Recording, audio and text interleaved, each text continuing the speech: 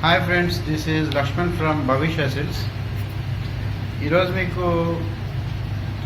ఇంక్యుబేషన్లో క్యాండ్లింగ్ అనే ప్రొసీజర్ ఎట్లా ఉంటుంది, దానివల్ల యూసేజ్ ఏంటి అనేది ఈరోజు మనం తెలుసుకుందాము.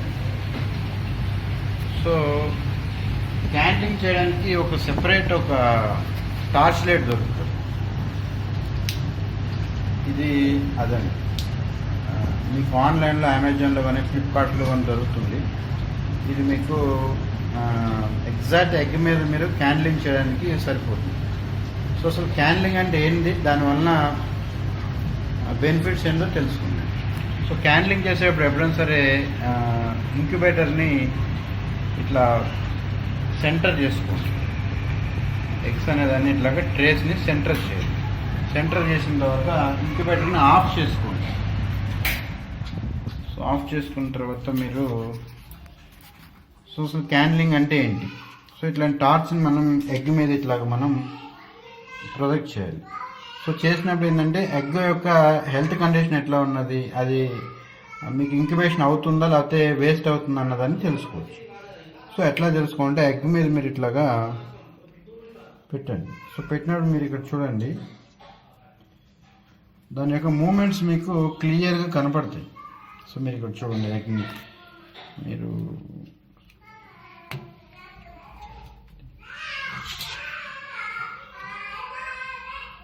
చూడండి, మీరు ఒకసారి మీరు ఎగ్జాక్ట్గా చూడండి. దాంట్లో మీకు లోపల పిల్ల యొక్క మూమెంట్స్ మీకు కనిపిస్తూ ఉంటాయి. సో ఇది మీకు హ్యాచింగ్ అవుతున్నట్టు లెక్క. సో ఈ క్యాండ్లింగ్ అనే దాన్ని కూడా మీరు ఎగ్స్ పెట్టిన ఒక 1 వీక్ తర్వాత చూస్తే బెటర్ రిజల్ట్ మీకు కనిపిస్తుంది. సో ఇట్లా మీరు ఇట్లా చూడండి, ఇవ్వండి, దీంట్లో మీకు ఒక మూమెంట్స్ ఎగ్ మూమెంట్స్ కనబడుతున్నాయి లోపల. సో ఇది మీకు హ్యాచింగ్ అవుతున్నట్టు లెక్క. సో మీరు చూడండి, ఒక ఎగ్ని మీకు లైవ్లో చూపిస్తా. మీకు చూడండి, లోపల మీరు దాని యొక్క మూమెంట్స్ని ఎగ్జాక్ట్గా క్లియర్గా తెలుసుకోవచ్చు, రైట్. సో ఇది మీకు హ్యాచింగ్ అవుతున్నట్లు లెక్క. సో హ్యాచింగ్ కానివి మీకు ఎట్లా ఉంటాయో చూపిస్తా చూడండి. ఫర్ ఎగ్జాంపుల్ ఇవి చూడండి. సో మీకు లోపల ఏమైనటువంటి మూమెంట్స్ కనిపించట్లేదు. సో మీకు లోపల ఏమీ ఫామ్ అయినట్టు లేదు. సో ఇది మీకు చూడండి, మీకు ఏమి మూమెంట్స్ లేవు. సో ఇట్లాంటివి మీరు 1 వీక్ తర్వాత మీరు తీసేయచ్చు. సో ఇదే మీకు మెయిన్ అడ్వాంటేజ్ అనమాట క్యాండ్లింగ్ వల్ల. చూడండి, దీంట్లో ఏం ఫామ్ కాలేదు. ఒక ఫామ్ మైండ్ చూడండి మీరు, దీంట్లో ఏదో ఒక స్కార్ ఒకటి కనిపిస్తుంది, బట్ మూమెంట్స్ లేవు. సో ఎందుకంటే ఇది మీరు ఎగ్స్ని 1 వీక్ లోపల మీరు హ్యాచింగ్ చేయాలి. లేదనుకోండి ఇట్లాగా కొంచెం బేబీ ఫామ్ అయ్యి చనిపోతుంది. సో చనిపోవడానికి చాలా రీజన్స్ ఉంటాయి. ఫర్ ఎగ్జాంపుల్ మీరు ఈ ఫీమేల్ హెల్దీ ఫుడ్ తీసుకోలేదు అనుకోండి, సో సగం ఫామ్ అయ్యి చనిపోవడానికి ఛాన్సెస్ ఉన్నాయి. ఇంకొకటి ఏంటంటే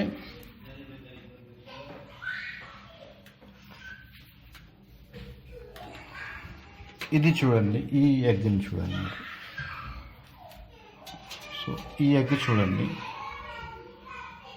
సో మీకు ఇది కూడా సగం ఫామ్ అయి చనిపోయింది. దానికి కారణం ఏంటంటే చూడండి, సగం ఫామ్ అయ్యి మూమెంట్స్ లేవు, కానీ బట్ ఫామ్ అయింది. ఒక 1 వీక్లో పిల్ల ఫామ్ అయ్యి చనిపోయింది. దీనికి కారణం ఏంటంటే యాక్చువల్లీ ఎగ్ని అనే దాన్ని రొటేట్ చేసి ఈ టైప్లో మనం స్టోర్ చేయాలి. కానీ మనం దీన్ని రివర్స్లో నేను గుడ్లు పెట్టిన. సో ఇట్లా పెట్టడం వల్ల కూడా చనిపోవడానికి కారణం ఉన్నది. అట్లానే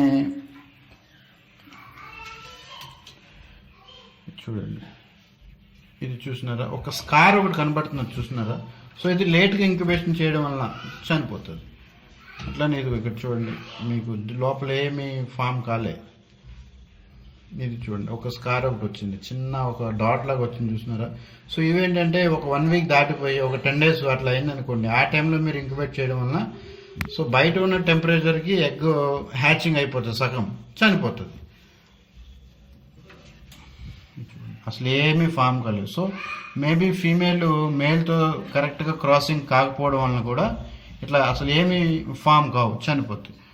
సో ఇది చూడండి, మీరు ఈ ఎగ్ని హ్యాచ్ చేసేటప్పుడు కూడా మీరు ఇక్కడ మీరు ఎగ్ని ఇంక్యుబేట్ చేసేటప్పుడు ఇట్లా మీరు ఒక లేయర్ ఎగ్ శాక్ కనబడుతుంది చూసినారా, ఎయిర్ శాక్ అంటారు దాన్ని. ఎయిర్ శాక్ అనేది పైకి రావాలి, పాయింట్ అనేది కింద ఉండాలి. అట్లాంటి వాటిని మాత్రమే ఇంక్యుబేట్ చేయాలి. మీరు అట్లా కాకుండా పాయింట్ పైన కాకుండా కింద పెట్టినారనుకోండి, సగంలో పిల్ల చనిపోవడానికి ఛాన్సెస్ ఉన్నాయి. సో ఈ విధంగా మీరు ఇంక్యుబేట్ చేసేటప్పుడు ఈ ఎయిర్ శాక్ అనేది ఇవ్వండి, ఇది ఎయిర్ శాక్ పైన కనపడుతుంది, ఇది ఎయిర్ శాక్ అనమాట, ఇది ఎయిర్ శాక్. సో ఈ ఎయిర్ శాక్ అనేది పైన ఉండాలి, మీరు పాయింట్ అనేది కింద ఉండాలి. ఫర్ ఎగ్జాంపుల్ నేను పాయింట్ పైన పెట్టి ఎయిర్ శాక్ కింద పెట్టినాను అనుకోండి, ఇంక్యుబేషన్ కాదు, 100% ఇంక్యుబేషన్ కాదు, చనిపోతుంది. సో అందుకని మీరు 1 వీక్ తర్వాత మీరు ఎగ్స్ పెట్టిన తర్వాత మీరు క్యాండ్లింగ్ అనేది 100% చేయాలి. దానివల్ల ఏమవుతుందంటే మీరు ఈ ఇంక్యుబేటర్లో స్పేస్ తగ్గుతుంది. అట్ ద సేమ్ టైం మీకు హ్యాచింగ్ కాని ఎగ్స్ అనేవి అదే టెంపరేచర్ అదే హ్యూమిడిటీ మెయింటైన్ అవుతున్నప్పుడు ఇంక్యుబేటర్లో అవి లోపల ఒక అమైనో యాసిడ్స్ ఫామ్ అయ్యి మీకు పగిలిపోతాయి. సో పగిలిపోయినప్పుడు ఇంక్యుబేటర్ అంతా మీకు బ్యాడ్ స్మెల్ వచ్చేసి మీకు ఆ ఇన్ఫెక్షన్ అనేది వేరే గుడ్లు కూడా అటాక్ అయ్యి హ్యాచింగ్ అనేది తగ్గిపోతుంది, హ్యాచబిలిటీ అనేది తగ్గుతుంది. సో మీరు వీక్లీ వన్స్ ఒకసారి హ్యాచరీలో క్యాండ్లింగ్ అనేది చేసుకోండి. Thank you friends. మనం చూసాం కదా ఇంతకడ క్యాండ్లింగ్ అనేది ఎట్లా చేయాలను. సో క్యాండ్లింగ్ కంప్లీట్ అయిపోయిన తర్వాత ఇట్లా పిల్లలు కాని వాటిని ఇట్లా సెపరేట్ చేసుకుని ఒకసారి వాటిని మీరు అనలైజ్ చేయండి, ఈ పిల్లలు ఎందుకు కాలేదని. సో ఫర్ ఎగ్జాంపుల్ ఇది చూడండి, ఇది 2 లాంగ్ షేప్లో ఉన్నది, అట్లనే 2 వైపులో పాయింట్ అనిపిస్తున్నారు చూసినారా. సో ఇట్లా అవ్వడం వల్లనే పిల్ల కాలేదు. మీకు ఒకసారి నేను ఆల్రెడీ వీడియోలు అప్లోడ్ చేసిన. సో 2 వైపులు పాయింట్ ఉండి ఇట్లాగా 2 లాంగ్ షేప్లో ఉన్నది పిల్ల కాదు. సో మనం పిల్లల్ని గుడ్లను మనం కోడి కింద కానీ ఇంక్యుబేటర్లను కానీ పెట్టేటప్పుడే మనం ఎట్లాంటి జాగ్రత్తలు తీసుకుంటే సో వేస్ట్ ఎగ్స్ అనేవి ముందే మనం తీసేసుకుని వాటిని మనం వేరేలాగా యూజ్ చేసుకోవచ్చు. సో ఇది అందుకని పిల్ల కాలేదు. ఇట్లా 2 వైపుగా పాయింట్స్ ఉండి బాగా లాంగ్ ఉంది ఎగ్, మీరు చూడండి. అట్లానే ఇప్పుడు ఇది చూడండి, ఇది మీకు అసలు షేపే లేదు చూసినారా, కొంచెం మిష్ షేప్ ఉన్న అంటే వంకరగా ఉండి ఇక్కడ ఒత్తుకుపోయినట్టున్నది, ఒకవైపుకి లోపలికి అయినట్టుంది. సో ఇట్లాంటివి కూడా మీకు ఇంక్యుబేటర్లో చేసిన కోడి కింద పొదిగేసిన పిల్లలు కావు. సో మీరు ఇట్లాంటివి కూడా మీరు ముందుగానే చేయొద్దు.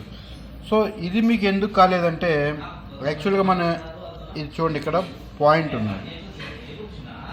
సో మనం ఇంక్యుబేటర్లో పెట్టినప్పుడు ఈ పాయింట్ అనేది కిందకు వచ్చేట్టుగా ఇట్లాగ మనం ఇంక్యుబేట్ చేయాలి, మిషన్లో పెట్టాలి. సో నేనేం చేసిన ఇట్లా పెట్టకుండా బై మిస్టేక్ ఈ పాయింట్ అనేది పైకి పెట్టిన. సో ఇట్లా పెట్టడం వల్ల కూడా హ్యాచింగ్ కాదు. సో మీరు జాగ్రత్తగా ఇంక్యుబేట్ చేసుకోండి. అట్లానే ఇది మరీ చిన్నగా ఉంది, దీన్ని మనం ఇంక్యుబేట్ చేసినా సరిగ్గా కాలేదు. సో ఇట్లా సో మీరు ఇంక్యుబేటర్లో పెట్టినప్పుడే మీరు ఇట్లాంటి జాగ్రత్తలే కాదు ఫ్రెండ్స్, మీరు ఏవైనా న్యాచురల్గా కోడి కింద మీరు పొదిగించినా సరే సో 1 వీక్ తర్వాత మీరు క్యాండ్లింగ్ చేయండి. ఏది పిల్ల అవుతుంది ఏది పిల్ల కావట్లేదని చూసుకుని దాని ముందే మీరు పక్కన పెట్టినేసారనుకోండి. ఫర్ ఎగ్జాంపుల్ ఒక 10 eggs పెట్టినాం కోడి కింద, సో ఒక 3 or 4 లేకపోతే 2 హ్యాచింగ్ కాలే, సో వాటిని మీరు పక్కన పెట్టేయండి. సో రిమైనింగ్ 7 eggsని అది మీకు ప్రాపర్గా మీకు హ్యాచింగ్ చేస్తుంది మదర్ అనేది. సో దానివల్ల కూడా మీకు మిగతా 7 eggs కూడా పాడు కాకుండా మంచిగా ఉంటుంది. సో ఈ వీడియో మీకు నచ్చినట్టయితే షేర్ చేయండి ఫ్రెండ్స్, ఎందుకంటే మనకి ఈ ఏపీ తెలంగాణ చాలామంది కోళ్ళ మీద ఇంట్రెస్ట్గా మీరు చేస్తూ ఉంటారు. సో వాళ్ళకి ఇన్ఫర్మేషన్ యూజ్ అవుతుంది. సో మ్యాక్సిమం ఈ వీడియోని షేర్ చేయండి ఫ్రెండ్స్.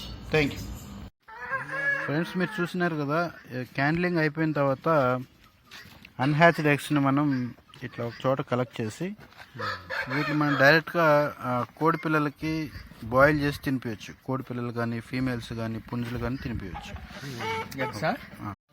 మీరు చూసినారు కదా ఫ్రెండ్స్, ఇంక్యుబేటర్లో అన్హ్యాచ్డ్ ఎగ్స్ని ఇట్లాగా మనం బాయిల్ చేసేసి మనం డైరెక్ట్గా కోళ్ళకి తినిపించవచ్చు అన్నమాట. చూడండి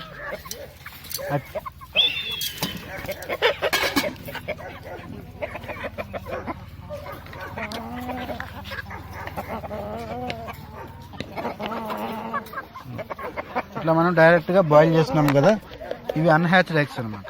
వీటిని మనం డైరెక్ట్గా పుంజులకు తినిపించవచ్చు. దీని నుంచి ఏంటంటే మనకు కొంచెం ఫీడ్ కాస్ట్ కూడా తగ్గుతుంది, at the same time wastage అనేది కంట్రోల్ చేసుకోవచ్చు అనమాట. ఇట్లా మనకు మంత్లీ ఎట్లా చూసుకున్నా ఒక 300 to 400 ఎగ్స్ని మనం వేస్ట్ చేయకుండా కోళ్ళకి తినిపించవచ్చు. దాని నుంచి మనకు కొంచెం మనీ సేవ్ అవుతుంది, వేస్టేజ్ తగ్గుతుంది. Okay, thank you friends. ఈ వీడియో కనుక మీకు నచ్చినట్లయితే మన ఫ్రెండ్స్ అందరికీ ఫార్వర్డ్ చేయండి, సో దట్ మన ఫ్రెండ్స్ కూడా కొంచెం యూస్ఫుల్ ఇన్ఫర్మేషన్ అందుతుంది. Thank you friends.